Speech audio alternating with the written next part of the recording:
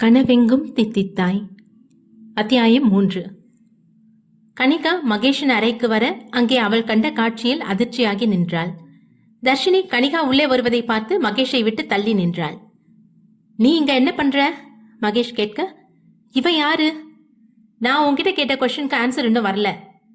உன்னை பார்க்க தான் வந்தேன் மஹி. நீ என்ன பார்க்க என்ன அவசியம் இருக்கு? என்ன மகி இப்படி சொல்ற? இன்னைக்கு என்னோட ஃபர்ஸ்ட் டே இல்லையா? அதான் ஒரு வாட்டி உன்னை பார்த்துட்டு போலான்னு வந்தேன். பாக்குறதுக்கு என்ன இருக்கு? 1 hour முன்னாடி தானே பார்த்தேன். இப்போ ஒர்க்கிங் டைம். நீ இப்படி தேவையில்லாம சுத்திட்டு இருந்தா என்ன அர்த்தம்?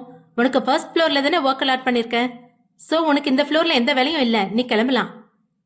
இந்த பொண்ணு மட்டும் இங்க ஒர்க் பண்ணலாமா? அதுவும் உன்னோட க்ளோஸா இருந்து என எரிச்சலாகவும் குரலில் கோபம் பொங்க கேட்டாள். Stop it. உன்னோட லிமிட்டை தாண்டி பேசினா நான் என்னோட லிமிட்டை தாண்ட வேண்டியிருக்கோம். பேசாம போயிடு. இவர்களின் சத்தம் கேட்டு பக்கத்து அறையிலிருந்து வேலை செய்து கொண்டிருந்த காட்வின் மகேஷின் அறைக்கு வந்தான். என்னடா மச்சான் நடக்குதுங்க? அம்மா இவ யாரு என கனிகாவை சுட்டி காட்டி கேட்டான். New staff. வாட்? ஸ்டாஃப் மட்டும்தானா என்று கனிகா கேட்க, இது என்னோட ஆபீஸ். சோ இங்க இருக்கவங்க எல்லாம் என்னோட கீழே ஒர்க் பண்ற என்னோட ஒர்க்கர்ஸ் மட்டும்தான். Got it? என்ன மஹி, 3rd பர்சன் முன்னாடி என்ன அசிங்கப்படுத்துற? ஹேய், உன்கிட்ட ஒரு தடவை சொன்னா புரியாது. இங்க நீ ஒர்க் பண்ண தானே வந்த.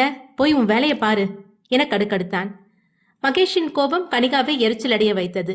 மகேஷை நேற்றிலிருந்து இன்று காலை வரை அமைதியாகவே இருந்து பார்த்தவள் இப்போது அவன் இப்படி ஆக்ரோஷமாக கத்தவும் கனிகாவிற்கு வனிதா மகேஷின் குணத்தை பற்றி சொல்லியது நினைவுக்கு வந்தது.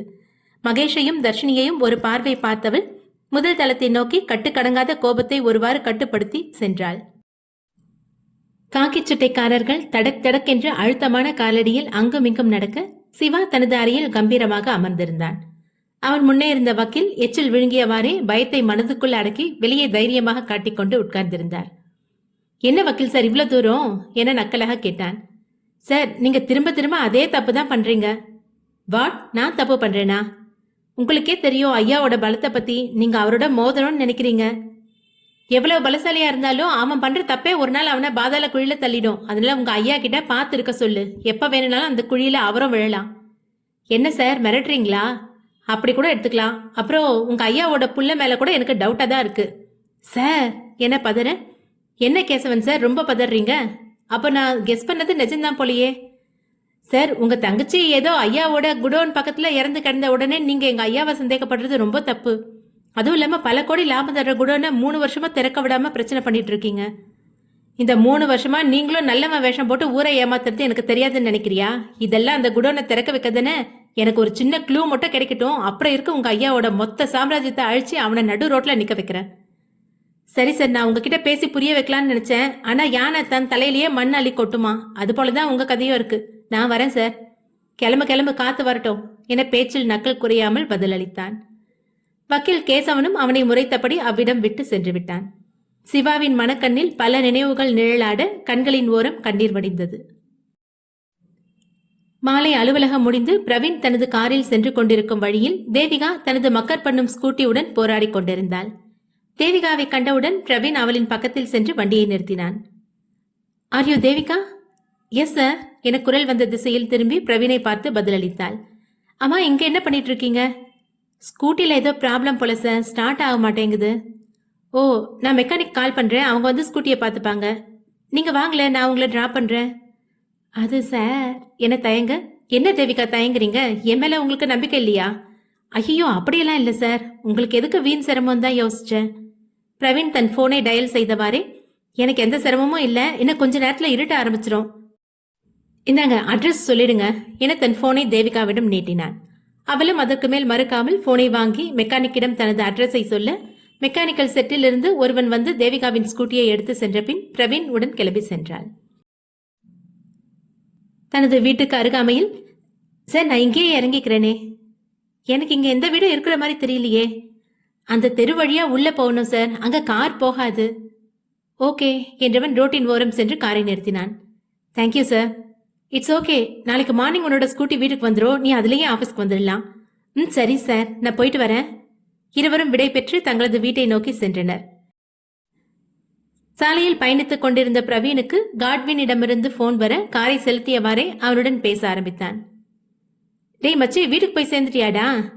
ஆமாண்டா மச்சான், இப்பதான் வந்தேன். இவ்வளோ நேரம் ஒன்னதாண்டா இருந்தோம். இப்போ எதுக்கு கால் பண்ணியிருக்க? உன்கிட்ட ஒரு முக்கியமான விஷயம் சொல்லணும்டா. என்னது?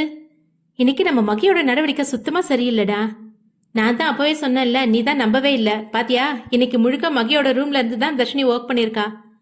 அதுவும் இல்லாம நீ வர்றதுக்கு முன்னாடி இன்னொரு விஷயமும் நடந்துச்சு. அப்படியா? என்னாச்சு? நான் ஒரு ஃபைல் எடுக்க அவன் ரூமுக்கு போகலாம்னு எழும்பி போனேன் மச்சி. என்ன தடுக்க அவனே ஓடி வந்து நானே ஃபைல் எடுத்துட்டு வரேன்னு சொல்லிட்டு போனான். கொஞ்ச நேரத்துல அவன் ரூம்ல இருந்து சண்டை போடுறது மாதிரி சவுண்ட் வந்துச்சு. நானும் என்னடா நடக்குதுன்னு அங்க போய் பார்த்தா புதுசா ஒரு பொண்ணு கிட்ட சண்டை போட்டுட்டு இருக்கான். யாருடா அந்த புது பொண்ணு? மகேஷோட கசின். அவ கூட எதுக்கு இவன் சண்டை போடணும்? அவ வரும்போது தர்ஷினியும் மகியும் கொஞ்சம் க்ளோஸா நின்று இருக்காங்களாம். அதனால அந்த பொண்ணு மகேஷ் மேல கோச்சிட்டு சண்டை போட்டிருக்கா. ஹே வெயிட், இப்ப என்ன சொன்ன? தர்ஷினி கூட மகேஷ் க்ளோஸா நின்னானா? ஆமா, ஆனா எதுக்கு அவன் இப்படி ரியாக்ட் பண்ணான்னு தான் தெரியல. வேற என்ன நடந்திருக்கோம்? நம்ம ஹீரோ ஃபைல் எடுக்க போயிருப்பான், ஹீரோயின் தடுக்கி விழ போயிருப்பாங்க. நம்ம ஹீரோ அப்படியே ஹீரோயினை தாங்கி பிடிச்சிருப்பாரு. அதுதான் அந்த பொண்ணு பார்த்து காண்டாய் போயிருக்கோம். இருக்கலாம் மச்சி, ஆனா நம்ம மகி தர்ஷினி கிட்ட விழுந்துட்டான்னு தான் சொல்ல முடியும். அப்படி இருந்தாலும் நல்லதுதான், தர்ஷினியும் ரொம்ப நல்ல பொண்ணுதான்டா. இப்படியே நண்பர்கள் இருவரும் சில பல விஷயங்களை பேசி கேலியும் கிண்டலுமாக போன் உரையாடலை முடித்தனர். கனிகா அன்று முழுவதும் எந்த வேலையும் செய்யாமல் தனது கேபினில் நேரம் செலவழித்தவள் மாலையானதும் வீட்டிற்கு புறப்பட்டு வந்தாள். கூடத்தில் இருந்த பெற்றோர்களை கண்டு கொள்ளாமல் தனது அறையை நோக்கி சென்றாள். மகளின் போக்கு சரியில்லாததை உணர்ந்தவர்கள் அவள் பின்னே சென்று அவளின் அறையை அடைந்தனர். என்னம்மா, ஏன் இவ்வளோ கோபமா வந்திருக்க? ஆபீஸ்ல அப்படி என்ன நடந்துச்சு? அசோகன் கேட்க கனிகா அமைதியாக இருந்தாள். எதுக்கு இப்படி அமைதியா இருக்க? என்ன நடந்துச்சுன்னு வாய் திறந்து சொல்லு. என்னத்த சொல்ல? அந்த மகேஷ் என்ன கண்டுக்கவே இல்ல. இதுல ஒரு பொண்ணு கூட வேற க்ளோஸா இருக்கா. ச்சே, என்ன ஒரு பொண்ணு கூட இருந்தானா? அமுதா கேட்க அதுக்கு வாய்ப்பே இல்ல. மகி எந்த பொண்ணையும் தன்னோட நெருங்க விடவே மாட்டான். வசந்தன் சொல்ல அப்ப நான் என் கண்ணால பார்த்ததை பொய்ன்னு சொல்றீங்களா? கண்ணால பாத்தியா? ஆமாம்மா, நீ ஏதோ தப்பா புரிஞ்சிருக்கேன்னு நினைக்கிறேன். இல்லப்பா, மகேஷ் ஒரு பொண்ணு பின்னாடி இருந்து கட்டி பிடிச்சிட்டு நிக்கிறத நானே என் 2 கண்ணால பார்த்தேன். நிஜமாவா? ஆமாப்பா, இன்னைக்கு என்ன வேலைக்கு வர சொல்லிட்டு அவன் கண்ணில் படாத மாதிரி எனக்கு கேபின் அலாட் பண்ணி தந்திருக்கான். அவன் 3வது ஃப்ளோர்ல இருக்கான், எனக்கு கிரவுண்ட் ஃப்ளோர்ல. அது மட்டும் இல்லாம ரீசெண்டா ஒரு பொண்ணு அவனோட ஃப்ளோர்லயே ஒர்க் பண்ண அலோ பண்ணியிருக்கான். ஆபீஸ் முழுக்க அந்த பொண்ணையும் மகேஷையும் சேர்த்து வச்சுதான் பேசுறாங்க. சரிம்மா, நீ கொஞ்சம் அமைதியா இரு. உனக்கு என்ன கோவம் வந்தாலும் அந்த மகி கிட்ட வெளிப்படையா காட்டாத. அவன் மட்டும் உன்னை கோவப்பட்டு தூரம் துரத்திட்டான்னா மறுபடியும் அவன் கிட்ட நெருங்கிறது ரொம்ப கஷ்டம். புரியுதுப்பா. வசந்தனுக்கு மகளை சமாதானப்படுத்திய பின் மகேஷ் அவனிடம் ஒரு பெண்ணை இவ்வளவு தூரம் நெருங்க விட்டிருப்பான் என்று நம்பவும் முடியவில்லை, நம்பாமல் இருக்கவும் முடியவில்லை. ஆடம்பரமான அதே சமயம் அமைதியான அந்த பங்களாவின் கூடத்தில் தன்னை போல் ஒரு நல்ல மனிதர் இல்லை என்ற ரீதியில் செய்தித்தாளை புரட்டிக் கொண்டிருந்தார் பரத்வாஜ். அவர் மனைவி புஷ்பா கையில் காஃபியுடன் வர அதையும் வாங்கி பருகியபடியே செய்தித்தாளை வாசித்துக் கொண்டிருந்தார். ஐயா, கேசவன் வந்தான். வாங்க வக்கீல் சார், எப்படி போச்சு பேச்சுவார்த்தை? நம்ம பேச்சுக்கு அவன் ஒத்து வரமாட்டான் போல ஐயா. அதுவும் இல்லாம அவ்வளோ திமிரா ரொம்ப அலட்சியமா வேற பேசுறான். அது முன்னாடியே தெரிஞ்ச விஷயம் தானே. இனி அவனை நம்ம வழியில தான் கவனிச்சாகணும். ஐயா, அந்த சிவா நம்ம சின்னையா மேலேயும் ஒரு கண்ணு வச்சிருக்கான் போல. என்ன சொல்ற கேசவன்? அவன் வெளிப்படையாவே என்கிட்ட அதை பத்தி சொன்னான். அவன் எந்த விஷயத்தையும் தேவையில்லாம உளர மாட்டான். எனக்கு என்னவோ அவன் சின்னையாவை கவனிக்க ஆளை வச்சிருப்பானோன்னு தோணுது. நான் ஜெகனை கவனமா இருக்க சொல்றேன். அவன் என் பையனை நெருங்கிறதுக்கு முன்னாடி நாம அவனை குடும்பத்தோட அழிச்சாகணும். அம்மா, அவன் குடும்பம் பத்தி விசாரிச்சியா? ஆமா ஐயா, அவனுக்கு ஒரு 3 வயசான மகனும் மனைவியும் தான். வேற பெருசா சொல்லிக்கிற அளவுக்கு சொந்த பந்தங்க ஒன்றும் இல்லை. அதுவும் நல்லதுக்கு தான். இவர்கள் பேசியபடியே இருக்க அந்நேரம் மாடிப்படியிலிருந்து இறங்கி வந்தான் பரத்வாஜின் மகன் ஜெகன் பரத்வாஜ். Hi date. பாப்பா ஜெகன், எங்க வெளியில கிளம்பிட்டியா? எஸ் டேட், இன்னைக்கு என்னோட கேர்ள் ஃப்ரெண்டு ஊருக்கு வரா, அவளை போய் பார்க்கணும். அப்புறம் வக்கீல் சார் என்ன காலையில இந்த பக்கம்? அது சின்னையா, எல்லாம் அந்த சிவா ஏசிபினால தான். இப்ப அவனுக்கு உன் மேலேயே சந்தேகம் வந்திருக்கு.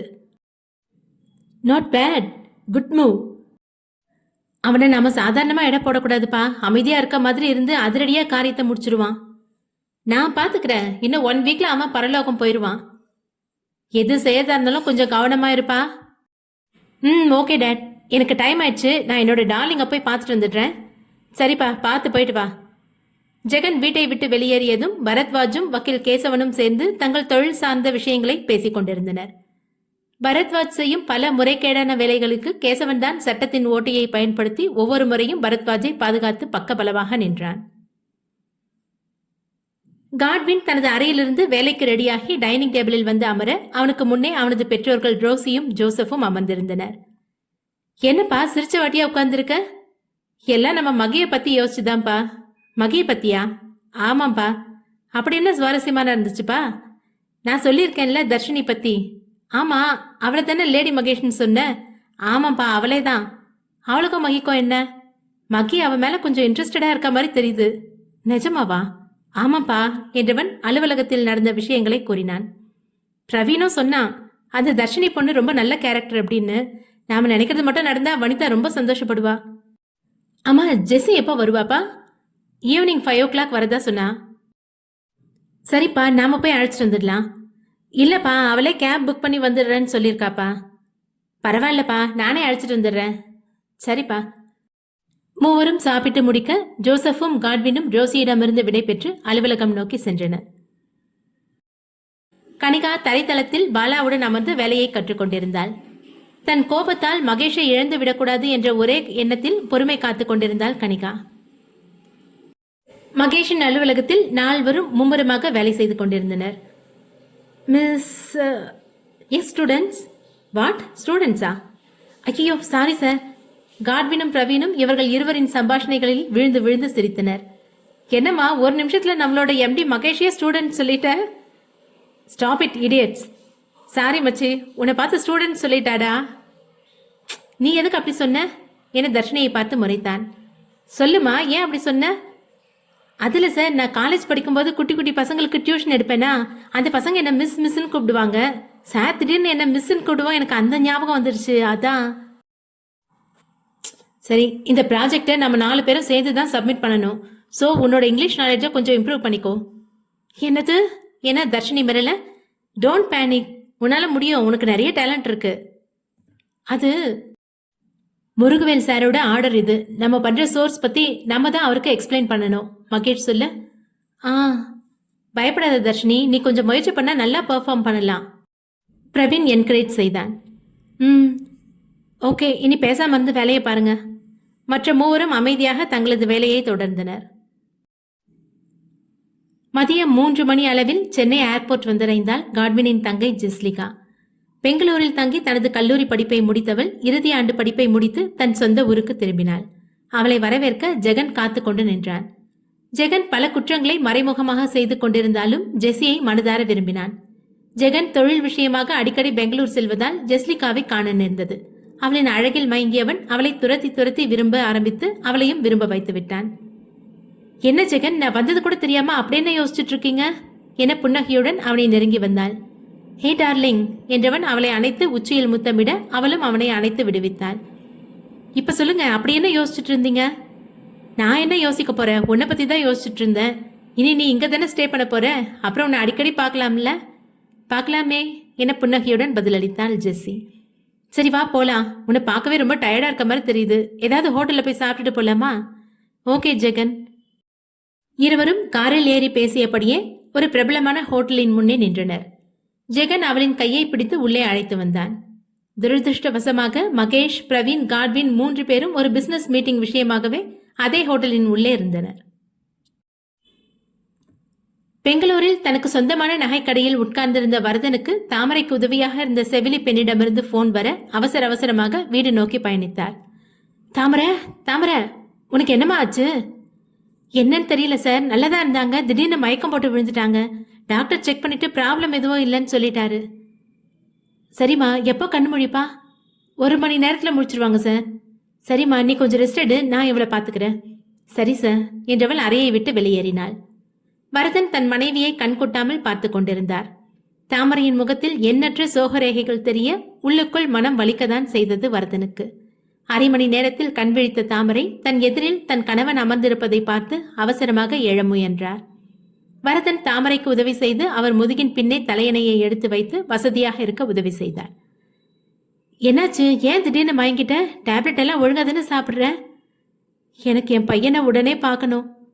தாமரை எனக்கத்த, எனக்கு இப்பவே என் பையனை பார்த்தாகணும். திடீர்னு உனக்கு என்ன ஆச்சு? எதுக்கு இப்படி பிடிவாதம் பிடிக்கிற? என் பையனுக்கு ஏதோ ஆபத்து நடக்க போற மாதிரி எனக்கு படப்படப்பா இருக்குங்க. வீணா கற்பனை பண்ணாம அமைதியா உன் உடம்ப பார்த்துக்கோ. இல்ல, என் பொண்ணு என்னை விட்டு போன அப்பவும் எனக்கு இப்படிதான் ஒரே படப்படப்பா இருந்துச்சு. இப்ப மறுபடியும் அதே மாதிரியே இருக்கு. அப்படின்னா என் பையனுக்கு ஆபத்துன்னு தானே அர்த்தம். புரியாம பேசாத தாமரை, அமைதியா பேசாம வந்து ரெஸ்ட் எடு. நான் சொல்றது உங்களுக்கு புரியுதா இல்லையா? எனக்கு என் பையனை இப்பவே பார்த்தாகணும் என கத்த, என்னால உன்னை அழைச்சிட்டு போக முடியாது. அப்ப என்ன அனுப்பி வைங்க. என்ன? நான் போறேன்னு சொல்றேன். ஓஹோ, இப்போ உனக்கு என்னை விட உன் பையன் முக்கியமா போயிட்டான்ல? ஏன் உங்களுக்கு என் மனநிலை புரியவே மாட்டேங்குது? எனக்கு நீங்களும் வேணும், அதே சமயம் நம்ம பையனும் வேணும். நான் ஒரே ஒரு தடவை அவனை பார்த்துட்டு வந்துடுறேன். நீ இருக்க கண்டிஷன்ல டிராவல் பண்றது முடியாத காரியம், அதனால மனசை போட்டு குழப்பிக்காம ரெஸ்ட் எடு என்றவர் அறையை விட்டு வெளியேறினார். தாமரை மனதில் கனம் கூட, கண்களில் கண்ணீர் வழிய தன் மகனுக்கு என்னவாகுமோ என்ற எண்ணத்திலேயே அமர்ந்திருந்தார். ஒரு கேஸ் விஷயமாக சிவா காவல் நிலையத்திலிருந்து அவசர அவசரமாக வெளியே வந்தான். தன் காரின் அருகே வர டிரைவர் இல்லாததைக் கண்டு சுற்றி முற்றி பார்த்தான். அவன் கண்களுக்கு அவனது டிரைவர் கண்ணில் படவில்லை. அப்போது அவனிடம் ஓடி வந்த மற்றொரு காவலாளி சிவாவின் டிரைவருக்கு திடீரென வாந்தி மயக்கம் ஏற்பட்டதாக கூறி மருத்துவமனை சென்றதாக சொன்னான். தாமதித்தால் காரியம் கெட்டுவிடுமோ என்ற எண்ணத்தில் தானே வண்டியை ஓட்டி சென்றான் சிவா, வரும் விபரீதம் தெரியாமல். சிவாவிற்கு தனது உளவாளி ஒருவரின் மூலம் முக்கியமான குற்றத்தில் ஈடுபட்ட ஒருவனின் தகவல் கிடைக்க அவசரமாக காவல் நிலையத்தை விட்டு வெளியேறினான். அப்போது அவனுக்கு போன் வரவும் எடுத்து பார்த்தவனின் முகம் மலர்ந்தது. அம்மா, என்னடி பண்ற? ஒழுங்கா சாப்பிட்டியா? அப்பா, என்னடா சிங்கக்குட்டியா? அம்மா சாப்பிட மாட்டேன்னு பிடிவாதம் பிடிக்கிறாளா? ஆமாப்பா, அம்மா எதையும் சாப்பிட மாட்டேங்கிறாங்க. சோனி பாப்பாக்கும் பசிக்கும் தானே. என்னோட சிங்கக்குட்டி நினைச்சா அம்மாவை சாப்பிட வச்சிடலாம்ல. சரிப்பா, சாப்பிட வைக்கிறேன். நான் வர வரைக்கும் நீ தான் அம்மாவை சோனி பாப்பாவை பத்திரமா பார்த்துக்கணும். சரிப்பா. அம்மாவுக்கு கொடுக்க ஃப்ரூட்ஸ் எல்லாம் தீர்ந்து போயிடுச்சு. அச்சச்சோ, நான் மறந்துட்டேனே. என் சிங்கக்குட்டி எனக்கு ஞாபகப்படுத்திட்டாங்க. நான் வரும்போது மறக்காம வாங்கிட்டு வந்துடுறேன், ஓகேவா? ஓகேப்பா என்றவன் போனை வைக்க சிவா தனது வண்டியை நோக்கி வந்தான். வண்டியில் டிரைவர் இல்லாத பட்சத்திலும் தானே வண்டியை எடுத்து சென்றான். காவல் நிலையத்திலிருந்து புறப்பட்ட 15 நிமிடத்தில் சிவாவிற்கு கோர விபத்து நடந்தது. சிவாவின் விபத்து பற்றி அனைத்து செய்தி தொலைக்காட்சிகளிலும் செய்தி பரபரப்பாக வர வீட்டிலிருந்த அமிர்தா அச்செய்தியை பார்த்து மயங்கி சரிந்தாள். அருண் ஓடி வந்து அன்னலட்சுமியை அழைத்து அமிர்தாவையை எழுப்பி சிவா அனுமதிக்கப்பட்டிருக்கும் ஹாஸ்பிடலுக்கு விரைந்தனர். வரதன் தனது மனைவியை ஒரு வழியாக சமாதானப்படுத்தி தூங்க வைத்தவர் படுக்கை அறையை விட்டு வெளியேறி கூடத்தில் இருந்த டிவியை ஓடவிட்டார். அதில் கூறப்பட்ட செய்தியை பார்த்து ஸ்தம்பித்து போனார். அடுத்த நொடியே சென்னைக்கு பிளைட் டிக்கெட் புக் செய்தவர் தனது மனைவியை எழுப்பி என்னவென்று விவரம் கூறாமலேயே ஓரிரு மணி நேரத்தில் சென்னைக்கு அழைத்து வந்தார். சிவாவை மிக பிரபலமான மருத்துவமனையில் அனுமதித்து அவசரமாக சிகிச்சை அளித்துக் கொண்டிருந்தனர். அமிர்தா அழுதழுது சோர்ந்து போய் இருக்கையில் அமர அன்னலட்சுமி அருணை அணைத்தபடி அமர்ந்திருந்தார். வரதன் ஏர்போர்ட்டிலிருந்து கிளம்பியதும் செய்தியில் கூறப்பட்ட மருத்துவமனையை நோக்கி விரைந்தார். என்னங்க, ஏன் நாம் இப்ப அவசர அவசரமா சென்னைக்கு வந்திருக்கோம்? இப்ப நம்ம எங்க போயிட்டு இருக்கோம்? இது வனிதா அண்ணி வீட்டுக்கு போற வழி இல்லையே. கொஞ்சம் அமைதியா இருமா என கொஞ்சம் குரல் தடுமாறு கூறினார். இப்ப ஏன் இவ்வளோ டென்ஷனா இருக்கீங்க? சார், நீங்க சொன்ன ஹாஸ்பிட்டல் வந்துருச்சு. டிரைவர் சொல்லு. என்னது ஹாஸ்பிட்டலா? நாம எதுக்குங்க எங்க வந்திருக்கோம்? வரதன் எதுவும் கூறாமல் காரின் டிக்கியில் இருந்த வீல் சேரை எடுத்து தாமரையை அமர வைத்து ஹாஸ்பிட்டல் உள்ளே நுழைந்தார். ரிசப்ஷனிடம் சென்றவர் சிவாவின் பெயரை சொல்லி விசாரிக்க தாமரைக்கு ஓரளவு புரிந்துவிட்டது தன் மகனுக்கு ஏதோ ஆகிவிட்டதென்று. எனக்கு சிவாவுக்கு என்ன ஆச்சு? ஒன்றும் இல்லைம்மா, நீ டென்ஷன் ஆகாத, சின்ன ஆக்சிடென்ட் தான். என்னது ஆக்சிடென்டா? நாம போய் பார்க்கலாம் இரு என்றவர் தாமரையை சிவா அனுமதிக்கப்பட்டிருக்கும் அறையை நோக்கி அழைத்து சென்றார். சிவாவிற்கு தலையிலும் காலிலும் பலமான அடி, அதனால் ரெக்கவரியாக 1 மாதம் ஆகலாம், மற்றபடி உயிருக்கு எந்த ஆபத்தும் இல்லை என்று மருத்துவர்கள் கூறி சென்ற பின்தான் அமிர்தாவுக்கு போன உயிர் திரும்பி வந்தது. அதுதான் சிவாவுக்கு சீக்கிரம் குணமாயிடும்னு சொல்லிட்டாங்கல்ல. இனியும் அழாம அமைதியா இருமா. நீ இப்படியே விடாம அழுதுட்டு இருந்தனா பாப்பாவுக்கு ஏதாவது ஆகிட போகுது. அன்னலட்சுமி தேற்று. மா அழாதம்மா, சோனி பாப்பா பாவம்ல என தன் பிஞ்சு விரல்களால் அமிர்தாவின் முகத்தை பிடித்து கூற அவள் அவனை இறுக அணைத்து கொண்டாள். நீங்க இப்போ பேஷண்ட்டை பார்க்க போகலாம், நர்ஸ் சொல்ல. போய் பார்த்துட்டு வாமா என்று அன்னலட்சுமி அமிர்தாவை அனுப்பி வைத்தார். அமிர்தா அருணின் கையை பிடித்தவாறு அறைக்குள் செல்ல சிவா தலையில் பெரிய கட்டுடனும் காலில் பெரிய கட்டுடனும் சுயநினைவின்றி படுத்து கிடந்தான். காலையில் கம்பீரமாக வேலைக்கு கிளம்பி போனவன் இப்படி சுயநினைவின்றி கிடப்பதை பார்த்த அமிர்தாவுக்கு நெஞ்சே வெடிப்பது போல் இருந்தது. அந்நேரம் தாமரையுடன் வரதன் சிவாவின் அறைக்குள் வந்தார். அவர்களை அங்கு அந்நேரம் எதிர்பார்க்காத அமிர்தா அதிர்ச்சியாகி நின்றாள். உடல் முழுவதும் கட்டுகளுடன் கிடந்த தன் மகனை பார்த்த வரதன் தன் கட்டுப்பாட்டை இழக்க எதிரே நின்ற அமிர்தாவை பார்த்து கத்த ஆரம்பித்தார். இன்னும் என் குடும்பத்துக்கு என்னெல்லாம் கஷ்டத்தை கொடுக்க போற என அமிர்தாவை பார்த்து கூறினார். ஐயோ, என் பையனுக்கு என்ன ஆச்சு? நான் அப்பவே சொன்னேனே, என் பேச்சு கேட்டீங்களா என பதறியவர் தனது வீல் சேரை தானே நகர்த்தி சிவாவின் பக்கத்தில் வந்தார். இன்னும் என்னெல்லாம் என் குடும்பத்துக்கு பண்ண காத்திருக்க? நீ என்னைக்கு என் பையனோட வாழ்க்கையில வந்தியோ அன்னைக்கே என் குடும்பம் நாசமா போச்சு என ஆத்திரத்தில் வரதன் கத்து. அது நான் குரல் கமர பேச்சு வராமல் நின்றிருந்தாள் அமிர்தா. அருண் தன் தாய் மறுபடியும் அழுவதை பொறுக்க முடியாதவன் வரதனின் முன் வந்து நின்றான். பெரியோர்கள் அதுவரை இவனை கவனிக்க தவறினர். தாத்தா, மழலை குரலில் தாமரையும் வரதனும் குனிந்து பார்க்க அங்கே சிவாவின் மறு உருவமாக கோபத்தில் சிவந்த முகத்துடன் நின்றிருந்தான் சிவாவின் சிங்கக்குட்டி. நீங்க ஏன் என் அம்மாவை அழ வைக்கிறீங்க? உங்களுக்கு தெரியாதா அம்மாவோட வயிற்றுல சோனி பாப்பா இருக்கான்னு? அதை கேட்ட பெரியவர்கள் இருவரும் அதிர்ச்சியாகி அமிர்தாவை குற்ற உணர்ச்சியுடன் பார்த்தனர். வரதனுக்கு அருண் சொன்ன சோனி பாப்பா என்ற ஒரு வார்த்தையிலேயே மனதில் ஒருவித புது உணர்வு வர அதற்கு மேல் பேச நாய் எழாமல் விக்கித்து நின்றார். சிவாவின் கோர விபத்து காட்டு தீ போல் பரவ தர்ஷினி தன் தந்தையுடனும் வசந்தன் குடும்பம் வனிதாவுடனும் ஹாஸ்பிட்டல் வந்து சேர்ந்தனர். வனிதா தன் கணவருக்கு தகவல் சொல்ல அவரும் வந்து கொண்டிருந்தார். ஆனால் மகேஷின் போன் ரீச் ஆகாததால் அவனுக்கு தெரிவிக்க முடியவில்லை. ஒரு ப்ராஜெக்ட் விஷயமாக தன் நண்பர்களுடன் ஹோட்டலில் அமர்ந்திருந்தான் மகேஷ். மீட்டிங் முடிந்து சில மணி நேரத்தில் வெளியே வந்தனர் நண்பர்கள் மூவரும். டேய் மச்சு, அடிக்கிற சூட்ல நாக்கு வறண்டு போச்சுடா, ஒரு கிளாஸ் ஜூஸ் குடிச்சிட்டு போலாமா? அது எப்படிடா, ஏசி கார்லயே வந்தோம், ஏசி கார்ல தான் இருந்தோம், இப்ப கூட ஏசி ஹாலில் தான் நின்றுட்டு இருக்கோம், இதுல உனக்கு மட்டும் எப்படிடா சூடு அடிச்சிச்சு? அது கொஞ்சம் தாக்கமா இருக்குடா மச்சி, அதான். சரி வாங்க போலாம். மூவரும் டேபிள் நோக்கி வர அவர்களின் எதிர்ப்புற டேபிளில் காட்வினின் தங்கை ஜெசி ஜெகனுடன் அமர்ந்திருந்தாள். டேய் மச்சி, பிரவீன் காட்வினை நோக்கி கூப்பிட, இன்னும் என்னடா வேணும் உனக்கு? தங்கச்சி மச்சி. உனக்கு தங்கச்சி வேணும்னா உங்க அப்பா கிட்ட போய் கேளுடா, எதுக்கு என்கிட்ட கேக்குற? டேய் எருமை, அங்க பாரு, நம்ம ஜெசி தங்கச்சி அந்த கேடு கெட்டவன் கூட இருக்கான். இருவரும் திரும்பி பார்க்க ஜெசி ஜெகனுடன் கை கோர்த்தபடி சிரித்து பேசிக் கொண்டு இருந்தாள். அதை பார்த்ததும் காட்வின் மகேஷ் இருவருக்கும் முகம் கருத்து போனது. காட்வின் விரைந்து அவரின் முன் போய் நின்றான். அந்த இடத்தில் தன் தமையனை எதிர்பார்க்காத ஜெசி அதிர்ச்சியுடன் எழுந்து நின்றாள். ஜெகன் திரும்பி பார்க்க 3 நண்பர்களும் அவன் பின்னால் நின்றிருந்தனர். அவர்களை பார்த்து ஒரு நமட்டு சிரிப்பு சிரித்தவன் இவர்களை இதற்கு முன் பார்த்ததே இல்லை என்ற ரீதியில் நின்றிருந்தான். என்ன ஜெசி இது? வீட்டுக்கு 5 மணிக்கு வருவேன்னு சொல்லிட்டு இவன் கூட ஊர் சுத்திட்டு இருக்க? யாரு டார்லிங் இவன்? டேய் அப்படியே போயிடு, இருக்கிற கோவத்துக்கு உன்னை பிரிச்சு மேய்ஞ்சிருவேன். அண்ணா, இவரு ஜெகன். ஏய் வாயை மூடிட்டு நில்லு. அண்ணா, ஒரு தடவை சொன்னா உனக்கு புரியாது என கத்த அங்கிருந்தோர் அனைவரின் கவனமும் இவர்கள் மேல் வந்தது. டேய் மச்சி, எல்லாரும் நம்மளை பாக்குறாங்கடா, நம்ம தங்கச்சியை கூட்டிட்டு வீட்டுக்கு போயிடலாம் வாடா. காட்வின் தன் தங்கையின் கையை பிடிக்க மற்றொரு கையை ஜெகன் பிடித்து தடுத்து நிறுத்தினான்.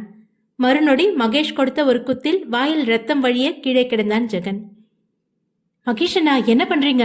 அவரை எதுக்கு நீங்க அடிக்கிறீங்க? நீ வாமா வீட்டுக்கு போலாம். பிரவீன் அழைக்க, அண்ணா நான் அவரை விரும்புறேன், என் முன்னாடியே அவரை அடிபட்டு கிடக்கும்போது நான் என்னன்னு கூட கேட்க கூடாதா? அவ்வளவுதான். அடுத்த நொடி காட்வின் அவளை கன்னத்தில் ஓங்கி அறைந்தான். ஜெகன் எழுந்து அவனிடம் வர பிரவீன் அவனை தடுத்து நிறுத்தினான். என்னடா நம்ம தங்கச்சியை போய் அடிக்கிற? அவ சொன்னதை கேட்டல்லடா, இந்த நாசம் முடிச்சவனை போய் விரும்புறாங்கிறா. இதை கேட்டு என்ன சும்மா இருக்க சொல்றியா? வாட்? நான் நாசம் பிடிச்சவனா? எதுலடா நான் நாசம் பிடிச்சது நீங்க பாத்தீங்க? காட்வின் எதுவும் சொல்லாமல் தன் தங்கையின் கையை பிடித்து இழுத்தவாறே ஹோட்டலை விட்டு வெளியேற நண்பர்கள் இருவரும் அவனை பின்தொடர்ந்தனர். 1 மினிட். என்னடா? உன்னோட க்ளோஸ் ஃப்ரெண்ட் மகேஷோட கசின், அதான் அந்த ஏசிபி சிவா, கொலையுயிரும் குத்தியுயிருமா ஹாஸ்பிட்டல்ல உயிருக்கு போராடிட்டு இருக்கான். வாட்? நியூஸ் பார்க்கல? 1 ஹவரா பிரேக் நியூஸே அதுதான். என்னடா சொல்ற? சீதர். அவர்களும் அந்த புறம் திரும்பி பார்க்க அந்த ஹோட்டலில் மாட்டியிருந்த பெரிய தொலைக்காட்சியில் சிவாவின் கோர விபத்து பற்றி கூறப்பட்டு கொண்டிருந்தது. நண்பர்கள் மூவரும் அதையே நம்ப முடியாமல் பார்த்து கொண்டு நின்றிருந்தனர். ஜெசி, நீ வண்டியில போய் உட்காரு, நாங்க இப்ப வரோம். அண்ணா, நீ தைரியமா போ டார்லிங், உன்னை என்கிட்ட இருந்து பிரிக்க யாராலையும் முடியாது. ஜெசி, போயிடுறேனா என்றவள் விரைந்து கார் பார்க்கிங்கில் போய் நின்றாள். இது உன்னோட வேலை தானே? மகேஷ் கேட்க, நான் எதுக்கு இப்படி பட போறேன்? ஏதோ டிரைவ் பண்ண தெரியாம எங்கேயாவது இடிச்சிருப்பான். இவனை இங்கேயே போட்டு தள்ளிட்டு போனா என்ன? பிரவீன் சொல்ல, நான் என்ன வழியில போற தெருநாயாடா நீங்க நினைச்ச உடனே என்ன போட்டு தள்ளுறதுக்கு? நீ அதை விட கேவலமானவன்டா. உன்கிட்ட நான் சண்டை போட விரும்பல, ஏன்னா நீ என்னோட டார்லிங்கோட அண்ணன். வாயை மூட்றா பரதேசி. இன்னொரு வாட்டி என்னோட தங்கச்சியை டார்லிங் கிர்லிங் சொன்ன வாயை அடிச்சு பேத்துருவேன். என்ன அடிச்சு பேக்கிறது இருக்கட்டும், உங்களுக்கு உங்களோட தோஸ்து சிவாவை பார்க்கணும்னு ஆசை இல்லை போல. இவனை அப்புறம் பாத்துக்கலாம்டா. வாங்க நம்ம சிவாக்கு என்ன ஆச்சுன்னு போய் பாப்போம். அதுவும் சரிதான் மச்சி, இந்த நாயை அப்புறம் பாத்துக்கலாம். நண்பர்கள் மூவரும் அவசர அவசரமாக ஹோட்டலை விட்டு வெளியேற கார் பார்க்கிங்கில் நின்றிருந்த ஜெஸியையும் அழைத்து ஹாஸ்பிடல் நோக்கி விரைந்தனர். சிவா விபத்தில் அடிபட்டதை அறிந்து அவனது உறவினர்கள் அனைவரும் ஹாஸ்பிடலில் கூடியிருந்தனர். அன்னலட்சுமி குடும்பத்தாருக்கு ஆச்சரியமாக இருந்தது, இவர்களுக்கு இவ்வளவு உறவினர்களா என்று. ஏனென்றால் இதுவரை சிவாவின் வீட்டிற்கு உறவு என்று சொல்லி யாரும் வந்ததாக அவர் பார்த்ததில்லை. அருண் தர்ஷினியிடமே ஒன்றியிருந்தான். மற்ற குடும்பத்தார் அனைவரும் சிவா எப்போது கண்முழிப்பான் என்று அறையின் வெளியில் காத்து நின்றனர். கனிகாவுக்கு அங்கே தர்ஷினியை பார்த்ததும் அன்று ஒரு நாள் மகேஷின் அறையில் நடந்த சம்பவம் நினைவு வர பற்றி கொண்டு வந்தது. இருந்தும் சூழ்நிலை கருதி தன்னை கட்டுப்படுத்தி முயன்ற அளவு அவளை கண்டு கொள்ளாமல் இருந்தாள். தர்ஷி, நீ அருணுக்கு ஏதாவது சாப்பிட வாங்கி கொடு. அப்படியே வரும்போது அமுதாக்கா ஏதாவது வாங்கிட்டு வா. புள்ளத்தாச்சி பொண்ணு ரொம்ப நேரமா பசியா இருக்கக்கூடாது. சரிம்மா என்றவள் திரும்ப. நில்லுமா, அவனை இங்க கூட நான் பாத்துக்கிறேன் என தன் பேரனை ஆசையாக வரதன் கேட்டார். நான் உங்ககிட்ட வரமாட்டேன், நீங்க மோசமான தாத்தா. என்னோட அம்மாவையும் சோனி பாப்பாவையும் திட்டிட்டீங்க. அப்பா கண்ணு முழிச்சதும் உங்களை கம்ப்ளைண்ட் பண்ணி பனிஷ் பண்ண சொல்லுவேன் என சிறு பிள்ளைக்கே உரித்தான கோபத்தில் சொன்னவன் தர்ஷினியின் தோளில் சாய்ந்து கொண்டான். தப்பா எடுத்துக்காதீங்க, இவன் ஏதோ தெரியாம பேசிட்டான். பரவாயில்லம்மா, நீ யாருன்னு எனக்கு தெரியலையே. நாங்க சிவா அண்ணாவோட பக்கத்து வீட்டில் குடியிருக்கோம். ஓ, நீங்க சிவா அண்ணாக்கு என்ன வேணும்? அவனோட அப்பா அம்மா. சிறிது நேரம் இருவரிடமும் அமைதி நிலவ, அதுப்பா, நான் உங்களை அப்பான்னு கூப்பிடலாமா? கண்டிப்பாடா என்றவாறு தன் மகளின் நினைவில் அவள் தலையை கோதினார். என் தர்ஷியை தொடாதீங்க. சோட்டா பீம், அப்படியெல்லாம் பேசக்கூடாது. இவர் உன்னோட கிராண்ட்பா. என் அப்பா சொன்ன மாதிரி நீங்க குட் கிராண்ட்பா இல்ல. என்னை பத்தி சிவா உங்ககிட்ட சொல்லியிருக்கானா என ஆர்வமாக கேட்க, ஆமா, ஆனா நீங்க பேட் கிராண்ட்பா. அவனது மழலை மொழியில் இருவருக்கும் சிரிப்பு வர தர்ஷினியின் சோட்டா பீம் இருவரையும் முறைத்தவாறே தர்ஷினியின் இடுப்பிலிருந்து கீழே இறங்கினான். தர்ஷி, எனக்கு பசிக்குது. அச்சோ, என்னோட சோட்டா பீமுக்கு பசி வந்துருச்சா? நம்ம கேண்டீன் போய் சாப்பிடலாமா என கூறி வரதனை திரும்பி பார்க்க, நீ போமா, அவனுக்கு ஏதாச்சும் வாங்கி கொடு, நான் இங்கேயே இருக்கேன்.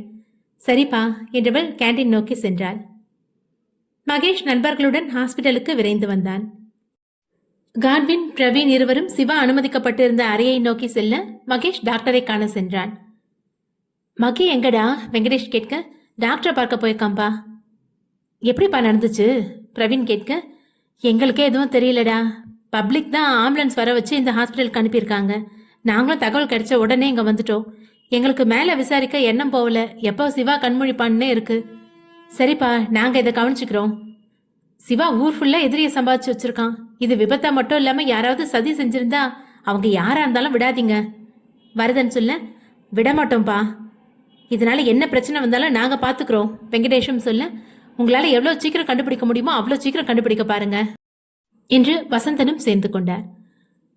கண்டிப்பா, இது மட்டும் அந்த நாதாரி பயலோட வேலையா இருக்கட்டும். அதுக்கப்புறம் இருக்கு அவனுக்கு. யாரப்பா சொல்ற? அது ஒன்றும் இல்லப்பா, ஒரு டவுட் இருக்கு, ஆனால் கன்ஃபார்மாக தெரியல என மறைமுகமாக பிரவீனை அடக்கினான். பிரவீனும் சூழ்நிலை கருதி தன் ஆதங்கத்தை அடக்கி கொண்டான். அந்நேரம் மகேஷ் டாக்டருடன் சிவாவின் அறைக்கு வந்தான். டாக்டர், இன்னும் எவ்வளோ நேரம் ஆகும் என் பையன் கண்ணு முழிக்க என தாமரை ஆழ வனிதாவும் அமுதாவும் அவரை ஆறுதல் படுத்தினர். இன்னும் ஒரு 10-15 நிமிஷத்தில் கண் விழிக்க சான்ஸ் இருக்கு. Okay, thank you doctor. It's okay. அனைவரும் சோர்ந்து போய் அமர்ந்திருக்க அமிர்தாவின் நிலையை பார்த்த மற்றவருக்கும் பரிதாபமாகவே இருந்தது. அமிர்தா அன்னலட்சுமியின் தோளில் சாய்ந்தபடியே இருக்க அவளின் கண்களின் ஓரம் கண்ணீர் வழிந்தபடி இருந்தது. அவளை அந்நிலையில் காண பொறுக்காத தாமரை அவர்களிடம் வந்தார். புள்ளத்தாச்சி பொண்ணு, இப்படி அழலாமா? சிவா கண்ணு முழிக்கிற நேரம் நீ இப்படி அழுதுகிட்டே இருந்தா அவனுக்கும் கஷ்டமா தானே இருக்கும். என்னால முடியலைங்க. காலையில அவ்வளோ கம்பீரமா கிளம்பி போனவரை இப்படி பாப்போன்னு நான் நினைச்சு கூட பார்க்கல. கேட்டுக்கொண்டிருந்த தாமரைக்கும் கண்களில் கண்ணீர் வழிய அந்நேரம் அறையில் இருந்த நர்ஸ் வெளியே வந்தவர் சிவா கண் விழித்ததாக கூறினார். உடனே குடும்பம் சகிதம் அனைவரும் அறையினுள் நுழைந்தனர். மகேஷ் கண்ணை காட்ட நண்பர்கள் இருவரும் அவன் பின்னே சென்றனர். சிவா அனுமதிக்கப்பட்ட அறையின் பக்கத்து அறையில் நோயாளிகள் இன்றி காலியாக இருக்க அந்த அறைக்கு சென்றனர் மூவரும். என்னடா மச்சான், ஏதாவது கண்டுபிடிச்சியா? டாக்டர் என்ன சொன்னாரு? எந்த பிரச்சனையும் இல்லை தானே சிவாக்கு? அடி கொஞ்சம் பலம்தான், 1 மாசத்துல ரெக்கவரி ஆயிடுவான்.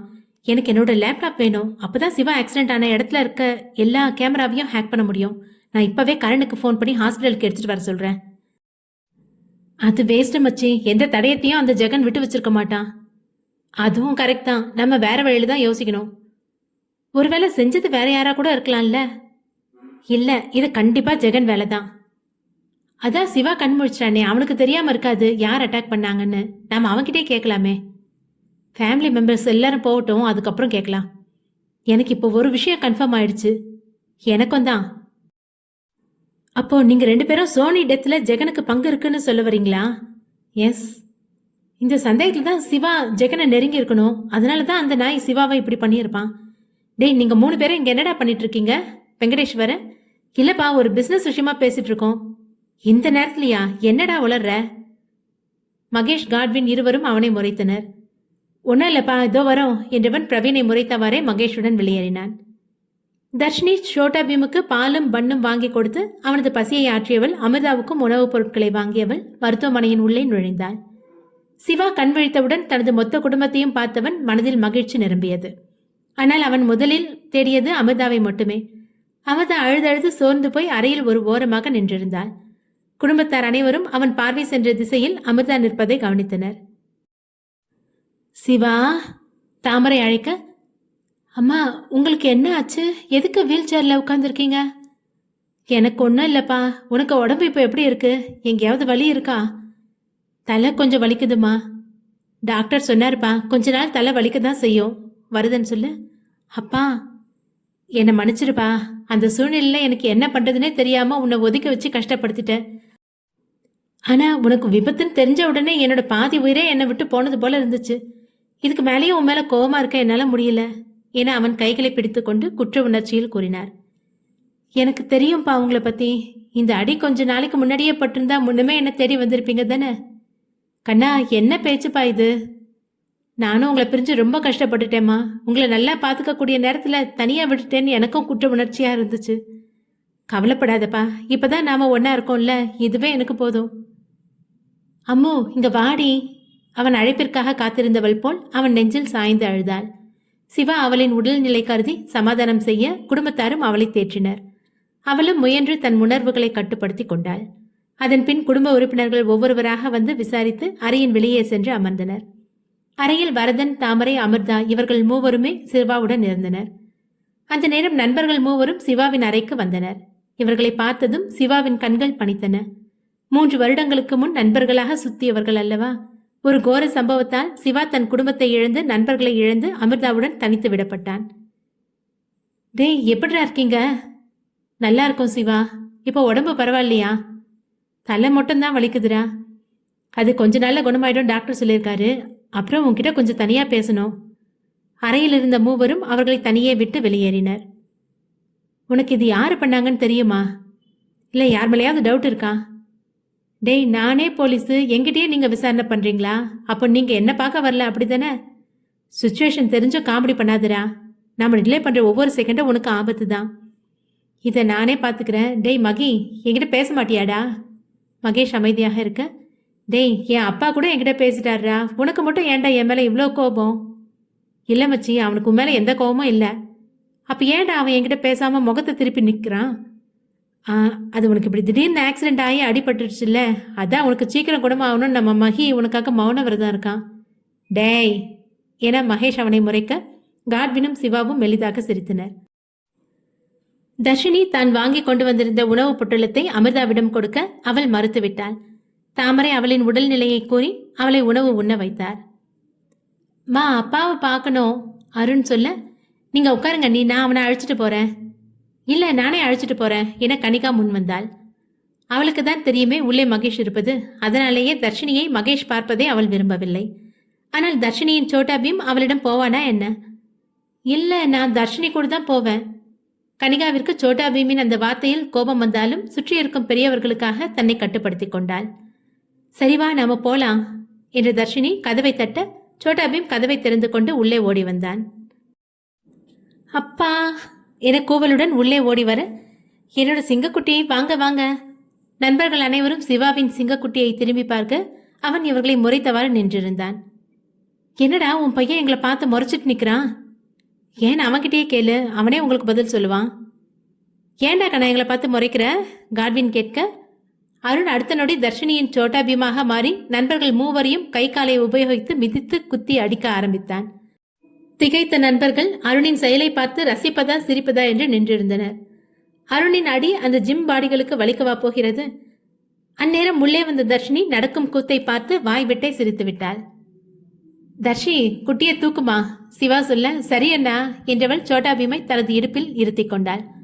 மகேஷ் மற்றும் நண்பர்கள் அவளை அந்த இடத்தில் எதிர்பார்க்காததால் அவளையே பார்த்து நின்றிருந்தனர். ஹாய் சார் என மூவரையும் பார்த்து பொதுவாக கூறினாள். நீ இங்க என்ன பண்ற? மகேஷ் கேட்க, சிவா அண்ணாவை பார்க்க வந்த. அம்மா, உங்களுக்கும் சிவா அண்ணாவை தெரியுமா? மகியோட கசின் தான் சிவா, பிரவீன் சொல்ல. ஓ அப்படியா, உங்களுக்கு தர்ஷினியை தெரியுமா? சிவா கேட்க, ஆமாடா, எங்களோட கம்பெனியில் தான் ஒர்க் பண்ணுறா, செம டேலண்ட்டு, பிரவீன் சொன்னான். ஓ, டேய் சிவா, உன்னோட பையன் எதுக்குடா எங்களை அடிச்சான்? காட்வின் கேட்க, அதை அவன்கிட்டயே கேள்றா, எனக்கே தெரியல எதுக்கு உங்களை அடிச்சான்னு. ஏய் குட்டி சிவா, எதுக்குடா எங்களை அடிச்ச?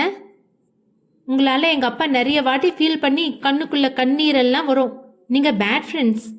இதை கேட்ட மூவருக்கும் ஒரு மாதிரியாக போனது. எங்களை பற்றி உன் அப்பா உங்ககிட்ட சொல்லியிருக்காரா? ஆமாம், எல்லா நாளும் டெய்லி சொல்லுவார். கேட்டவர்களுக்கு தான் குற்ற உணர்ச்சியாகி போனது. டேய் சிவா, அப்படி என்னடா உன் பையன்கிட்ட எங்களை பற்றி சொல்லி வச்சிருக்க? எங்கள் மேலே கொலை வெறியால இருக்கான், காட்வின் கேட்க. அவன்கிட்ட சொல்லணும்னு எதையும் நான் சொல்லலடா. உங்கள் ஃபோட்டோ வச்சு ஏதாவது புலம்பிட்டுருப்பேன், அதை கவனிச்சுட்டு இருந்திருப்பான் போல, அதான் இப்படி ரியாக்ட் பண்ணிட்டான். ஏய் குட்டி சிவா, அப்போ எங்களை பற்றி உனக்கு தெரியுமா? பிரவீன் கேட்க. ஆமாம் தெரியும், நீங்கள் பிரவீன் அங்கிள், இவர் காட்வின் அங்கிள், அப்புறம் இவர் மகேஷ் மாமா. இல்லை மகி மாமா, அப்பா அப்படிதான் அவரை கூப்பிடுவாரு. ஆனால் ஏன் பிரதாப் அங்கிள் அப்பாவை பார்க்க வரல? இவன் இப்படி கேட்க ஆண்கள் 4 பேரும் திடுக்கிட்டனர். தர்ஷினி அவர்களின் முக மாறுதலை கவனித்தவள் ஏதோ கூற வரும் முன் பிரவீன் அறையை விட்டு வெளியே சென்றான். அவனை பின்தொடர்ந்தே மகேஷும் சென்றான். காட்வின் அந்த இடத்திலேயே நின்றிருந்தான். சார், என்னாச்சு? நத்திங். காட்வின், நீ போய் பிரவீன் கூட இருடா, சிவா சொல்ல. ஓகேடா, நாங்கள் அவனை அப்புறம் வந்து பார்க்குறோம். சரி. காட்வின் அறையை விட்டு வெளியேற தர்ஷினி சிவாவின் அருகில் நெருங்கி வந்தாள். என்னம்மா? யாரு அந்த பிரதாப்? அவர் பேரு சொன்னது ஏன் இவங்க எல்லாம் ஒரு மாதிரி ஆயிட்டாங்க? பிரவீன் சார் உங்ககிட்ட சொல்லாமலே வெளியே போயிட்டாரு. பிரதாப் பிரவீனோட அண்ணன், ஆனா இப்ப அவன் உயிரோட இல்லை. அச்சோ, அதுதான் சோட்டா பீமா அவங்களுக்கு ஞாபகப்படுத்திட்டானா? ஆனா அதெல்லாம் ஒன்றும் இல்லைம்மா. பிரவீன் கூட மகேஷும் காட்வினும் இருக்க வரைக்கும் அவனை தனியாக விட மாட்டாங்க. அப்புறம் தர்ஷி, அமிர்தா ஏதாச்சும் சாப்பிட்டாளா? ஆமாண்ணா, நான் அவங்களுக்கு சாப்பாடு வாங்கி கொடுத்துட்டேன். அவங்க தான் சாப்பிட மாட்டேன்னு பிடிவாதம் பிடிச்சாங்க. அப்புறம் ஒரு வீல் சேரில் இருந்த ஆண்டி தான் அக்காவை வற்புறுத்தி சாப்பிட வச்சாங்க. அது என்னோட அம்மா. ஓ அண்ணா, உங்கள் அப்பா சோட்டா பீமா இருக்க ஆசைப்பட்டு என்கிட்ட கேட்டாரு. ஆனால் அவன் தான் அவர்கிட்ட போகல, இடக்கு மடக்கா பேசிட்டான். ஏன் சிங்குக்குட்டி ஏன் கிராண்ட்பா கிட்ட போகல? அவர் வந்த உடனே நம்ம அம்மாவையும் சோனி பாப்பாவையும் திட்டாரு. அதான் எனக்கு அவங்க மேலே கோவம். அவங்க பேட் கிராண்ட்பா, இப்படி தான் அவர்கிட்டையும் சொன்னான். அவர் இதை பெருசாக எடுத்துக்க மாட்டாங்கம்மா. எனக்கு இப்போ தான் மனசுக்கு நிறைவாக இருக்குது. புன்னகைத்த தர்ஷினி, நான் போய் அமிர்தா அக்காவை உள்ளே வர சொல்கிறேன். சரிம்மா, ரொம்ப பயந்துகிட்டு இருப்பா. என் பக்கத்தில் இருந்தால் அவளுக்கு கொஞ்சம் ஆறுதலாக இருக்கும். சரி அண்ணா என்றவள் சோட்டா பீமுடன் வெளியே வந்து அமிர்தாவை உள்ளே அனுப்பி வைத்தாள். ஜெகனின் தந்தை பரத்வாஜ் தன் தொழில் ரகசியங்களை ஆராய்ந்தவாறே இருக்கையில் வக்கீல் கேசவன் அறக்க பறக்க ஓடி வந்தான். ஐயா, என்ன சொல்ல, ஏன் இப்படி டென்ஷனாக இருக்க? அந்த ஏசிபிக்கு ஆக்சிடென்ட் ஆயிடுச்சு. செத்துட்டானா? இல்லை ஐயா, சாதாரண அடியோட பொழைச்சிட்டான். ஜெகனுக்கு தெரியுமா? பண்ணதே அவர் தான். அதோட்டும் இல்லாமல் அந்த ஏசிபி யாரும் இல்லாதவன் இல்லை, ஒரு பெரிய குடும்பமே அவனுக்கு இருக்கு. அது சின்னையாக்கும் தெரிஞ்சுதான் இருந்திருக்கு. சரி, நடக்கிறது நடக்கட்டும், பார்த்துக்கலாம். ஜெகன் எதையும் யோசிக்காம பண்ண மாட்டான். சரிங்க ஐயா. சரி, நீ கிளம்பு, நான் ஜெகன் கிட்ட பேசிக்கிறேன். ஏதாவது ப்ராப்ளம்னா உன்னை கூப்பிடுறேன். சரிங்க ஐயா என்றவன் வீட்டை விட்டு வெளியேறினான். பிரவீன் மருத்துவமனையிலிருந்து வெளியேறி காரின் பின் சீட்டில் தலை கவிழ்ந்து அமர்ந்தான். அவன் பின்னே வந்த மகேஷ் அவன் அருகே அமர தன் நண்பனை தாவி கட்டி கொண்டான். பிரவீன், ரிலாக்ஸ் ரிலாக்ஸ் என முதுகை தடவ, முடியல மச்சி, அண்ணா என் கூட இல்லாத நினைக்கும் போதே எனக்கு மூச்சு முட்டுதுடா. அந்நேரம் காட்வின் வந்து அவன் மறுபக்கத்தில் உட்கார்ந்தான். டேய், கொஞ்சம் ரிலாக்ஸ்டா இருடா. டேய், முடியலடா, உங்களுக்கே தெரியும் தானே நானும் என் அண்ணனும் எவ்வளோ க்ளோஸ்ன்னு. நடந்து முடிஞ்சதை யாராலையும் மாற்ற முடியாது. கொஞ்சம் ரியாலிட்டியை புரிஞ்சுக்கிட்டு உன்னோட ஃபீலிங்ஸை கண்ட்ரோல் பண்ணுடா. மகேஷ் ஆறுதல் படுத்த. மகி, ஒரு நிமிஷம் வண்டியை விட்டு இறங்கு. ஏண்டா? கொஞ்ச நேரம் இவன் தனியா இருக்கட்டும். இருவரும் பிரவீனை காரில் தனியே விட்டு வெளியே வந்தனர். எதுக்குடா அவனை இந்த நிலைமையில தனியா விட சொன்ன? எல்லாம் காரணமா தான். வாட்? நாம அப்போ பிரதாப் பிறந்த துக்கத்துல எதையும் கண்டுக்காம இருந்துட்டோம். என்னடா சொல்ல வர? பிரதாப் சூசைட் பண்ண நினைச்சிருந்தா வீட்லயே பண்ணிருக்கலாம். இல்ல அதுக்கு எவ்வளவு வழி இருக்கு. ஆனா டிரைவரை பக்கத்துல இருந்துகிட்டே அவனே டிரைவ் பண்ணி மரத்துல இடிச்சுக்கிட்டு இப்படி பண்ணி சாகணும்னு என்ன அவசியம் இருக்கு? சாக போறவன் தனியா கார் எடுத்துட்டு போயிருக்கலாமே. எதுக்கு டிரைவர் கூட போகணும்? அதுவும் இல்லாம இன்னொரு விஷயம், நமக்கு இன்னைக்கு வர பிரதாப்போட ஃபோன் கிடைக்கல. இதெல்லாம் மர்ச் பண்ணி பார்க்கும்போது பிரதாப்பை யாரோ பிளான் பண்ணி கொலை பண்ணிட்டு அதை தற்கொலையா மாத்திருக்காங்க. டேம் இட், இதை எப்படி இவ்வளோ நாள் கண்டுக்காம இருந்துட்டோம்? என்னடா சொல்ல வரீங்க? ஏன்னா எதுக்குடா யாரோ கொலை பண்ணணும்? பிரவீனின் திடீர் குரலில் நண்பர்கள் இருவரும் திடுக்கிட்டு திரும்ப இவ்வளவு நேரம் அவர்கள் பேசியதை கேட்டுக்கொண்டிருந்த பிரவீனால் அதற்கு மேல் தன் உணர்வுகளை கட்டுப்படுத்த முடியாமல் கத்திவிட்டான். டேய், உன்னை வண்டியில தானே இருக்க சொன்னேன். நான் அழும்போது என்னை தனியா விட்டுட்டு நீங்க போறீங்கன்னா எனக்கு உங்க மேல சந்தேகம் வராதடா. சொல்லுங்கடா, இப்ப நீங்க சொன்னதெல்லாம் உண்மையா? மேபி பிரதாப் ஃபோன் கிடைச்சா நமக்கு இதோட ஆன்சர் கிடைக்கும். அண்ணா எல்லா டீட்டெயில்ஸையும் பேக்கப் பண்ணி வச்சிருப்பான். அப்படின்னா இது போதும், அவனோட மொபைல் அக்கௌண்ட்டை ஹேக் பண்ணிடலாம். ஆனா அண்ணனை கொல்ற அளவுக்கு அவனுக்கு எதிரி யாரும் இல்லையேடா. ஃபர்ஸ்ட் ஃபோன் டீட்டெயில்ஸ் ரெக்கவர் பண்ணுவோம். தப்பா மட்டும் ஏதாவது நடந்திருந்தா இதுக்கு எவன் காரணமோ அவனை என் கையாலேயே நான் கொல்லுவேன். நண்பர்கள் மூவரும் ஒரு தீர்மானத்துடன் தங்கள் அலுவலகத்தை நோக்கி சென்றனர். மருத்துவமனையில் ஒவ்வொருவராக வீட்டிற்கு செல்ல தர்ஷினி சோட்டா பீமை தன்னுடன் வீட்டிற்கு அழைத்து வந்து விட்டாள். அமிர்தா சிவா பக்கத்திலேயே இருக்க வரதனும் தாமரையும் அவன் கூடவே இருந்தனர். அம்மா, உங்களுக்கு என்ன ஆச்சு? ஏன் இவ்வளோ அனல்த்தியா இருக்கீங்க? எல்லாம் உன்னை பத்தின கவலை தான்ப்பா. நான் தான் அவன் நிலைமை தெரிஞ்சும் புரிஞ்சுக்காம அப்படியே விட்டுட்டேன். எனக்கு ஒன்றும் இல்லைப்பா, நான் இன்னும் 2 நாள்ல எழுந்து நடமாடிடுவேன் பாரு. அம்மா, என் கூடவே இங்கேயே இருந்துருங்கம்மா ப்ளீஸ். தாமரை தன் கணவரை பாவமாக பார்த்தாள். உன் கூடவே இருக்கோம்ப்பா. எனக்கு என் பேரன் என் கண்ணு முன்னாடியே நிற்கிறான். என்னை வாய் பேசுகிறான். பார்க்கறதுக்கு அப்படியே உன்ன மாதிரியே தான் இருக்கான். நீங்கள் பேசுனீங்களா அவன்கிட்ட? ஆமாம், அதுக்கு பதிலாக அவன் என்ன பேட் கிராண்ட்பான்னு சொல்லிட்டு போயிட்டான். அவன் ஏதோ தெரியாமல் சொல்லிட்டான், அதை மனசில் வச்சுக்காதீங்க. அமிர்தா சொல்ல, எனக்கு அவன் பேசுனது ரொம்ப சந்தோஷமா இருக்குமா. ஒரு பொண்ணு கூட தான் அவன் ரொம்ப அட்டாச்மெண்ட்டாக நின்றுட்டு இருந்தான். தாமரை சொல்ல, அவ பேரு தர்ஷினி, ரொம்ப நல்ல பொண்ணு. அருண் மேலே ரொம்ப பாசம் வச்சிருக்கா. பார்த்தாலே தெரியுது 2 பேரும் அவ்வளோ க்ளோஸாக இருக்காங்கன்னு. குடும்பத்தில் அத்தனை பேர் அவன்கிட்ட நெருங்க போனாலும் அவன் யாரையும் கிட்ட விடவே இல்லை. அந்த பொண்ணு கூடவே தான் இருந்தான்.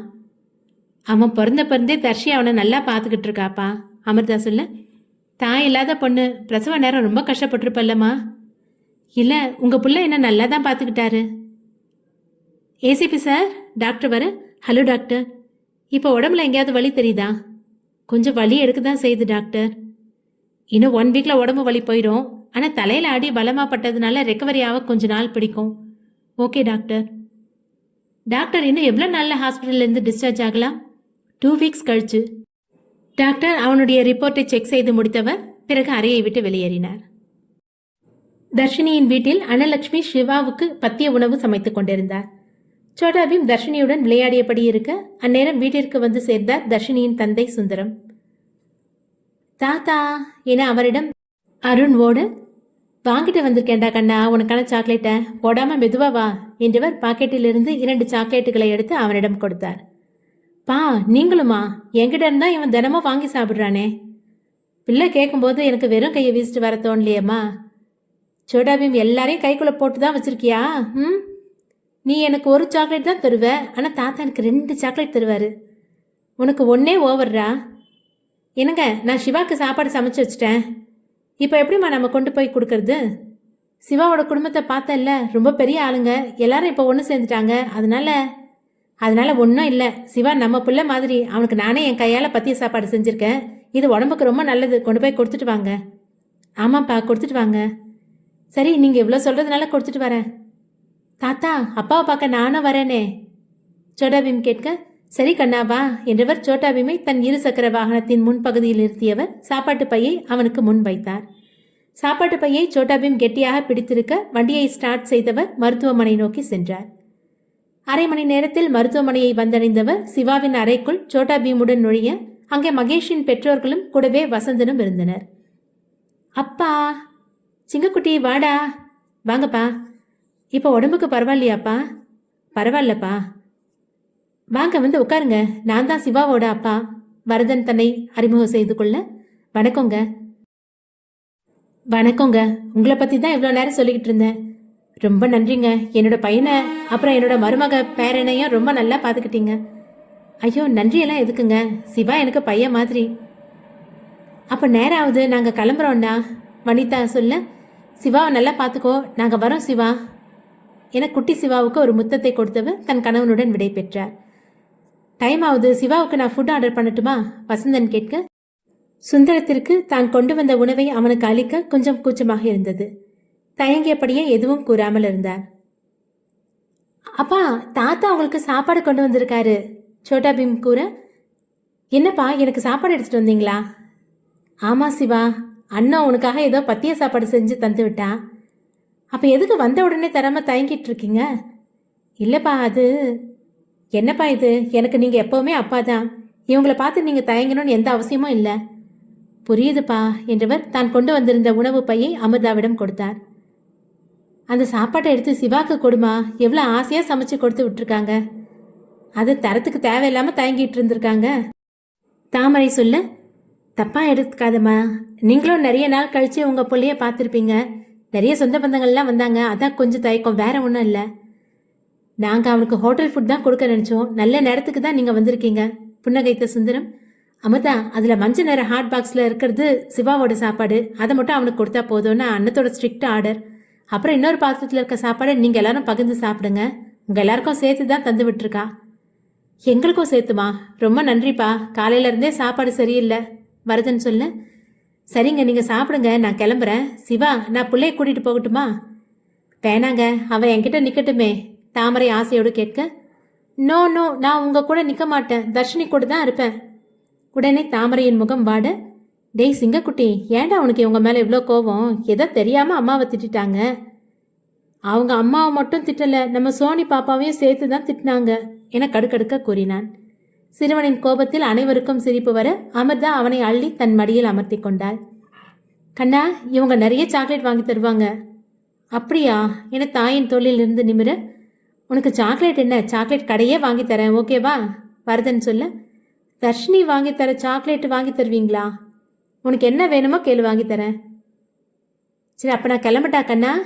ஓகே தாத்தா. சுந்தரம் அவர்களிடமிருந்து விடை பெற அவர் பின்னே வசந்தனும் விடை பெற்று சென்றார். வரதன் தன் பேரனை சுமந்து கொண்டு கடை வீதிக்கு வந்தவர் அவன் கேட்க கேட்க அனைத்தையும் ஆசை ஆசையாக அவனுக்கு வாங்கி கொடுத்தார். சோட்டாபீம் வரதனின் அன்பில் புது உணர்வை உணர்ந்தான். என்ன இருந்தாலும் ஒரே ரத்தம் இல்லையா? தர்ஷினி காலையில் வேலைக்கு கிளம்பியவள் அலுவலகம் வந்து சேர அங்கே நண்பர்கள் மூவரும் மும்முரமாக எதையோ செய்து கொண்டிருந்தனர். குட் மார்னிங் சார் என பொதுவாக கூற அவர்கள் தன் வேலையிலேயே குறியாக இருந்தனர். இவனும் தன் இருக்கையில் வந்து அமர்ந்தாள். சார், காட்வின் உடனே உன்னோட வேலையை பாருமா. சாரி சார் என்றவள் தன் வேலையை பார்க்க ஆரம்பித்தாள். நண்பர்கள் மூவரும் எவ்வளவோ முயற்சித்தும் பிரதாப்பின் அக்கவுண்டை ஹேக் செய்ய முடியவில்லை. இவர்களின் பதட்டத்தை பார்த்த தர்ஷினி மீண்டும் அவர்களிடம் பேச வர அந்நேரம் ராஜண்ணா நால்வருக்கும் டீ கொண்டு வந்தார். நேரம் போனதே தெரியல, டீ டைம் வேற வந்துருச்சு, காட்வின் சொல்ல. என்ன ஆனாலும் கண்டுபிடிக்காம விட மாட்டேன், மகேஷ் உறுதியாக சொல்ல. நான் எதுக்கும் அவனோட ரூமில் போய் செக் பண்ணட்டுமா? பிரவீன் கேட்க. அங்கே இருக்க சான்ஸே இல்லை. கரெக்டு, வீட்டில் இருந்தால் இதுக்கு முன்னால் நம்மளால் கண்டுபிடிச்சிருக்க முடியும், ட்ரை பண்ணலாம். தர்ஷினி இவர்களின் உரையாடலில் இவர்கள் ஏதோ ஹேக் செய்ய நினைக்கிறார்கள் என்று எண்ணியவள் அவள் பாட்டுக்கு டீ அருந்தி கொண்டிருந்தாள். டீ டைம் முடிய மறுபடியும் வேலையில் மூழ்கினர் நால்வரும். கொஞ்ச நேரத்தில் நண்பர்கள் மூவரும் தாங்கள் தேடியது கிடைக்காமல் ஏமாற்றத்துடன் சோர்ந்து போயினர். Sir, what? நீங்கள் எதையும் ஹேக் செஞ்சு அது உங்களுக்கு கிடைக்கல, நான் வேணா ட்ரை பண்ணட்டுமா? வேர்ல்ட் நம்பர் 1 ஹேக்கர் மகேஷ் வெங்கடேஷாலேயே முடியல, உன்னால் முடியுமா? காட்வின் சொல்ல. நான் ட்ரை பண்ணி பார்க்குறேனே. டேய், அவளும் பார்க்கட்டுமேடா, பிரவீன் சொல்ல. நாம் நேற்று நைட்லேருந்தே ட்ரை பண்ணுறோம், நமக்கே எதுவும் கிடைக்கல, இவளுக்கு என்ன கிடைக்கும்? Time waste. 1 hour தாங்க, என்னால் முடியலன்னா நான் என் ஒர்க் பார்க்க கிளம்பிடுறேன். வாட்? நாங்கள் 13 hours ட்ரை பண்ணிகிட்ருக்கோம், உன்னால் எப்படி இவ்வளோ நேரத்துக்குள்ள? இம்பாசிபிள். சரி, 1 hour நீ ட்ரை பண்ணலாம், மகேஷ் சொல்ல. என்னடா சொல்கிற? அவளால் முடியும் நம்புறியா? நோ, அவ தானே ஆசைப்படுறா, ட்ரை பண்ணட்டும்.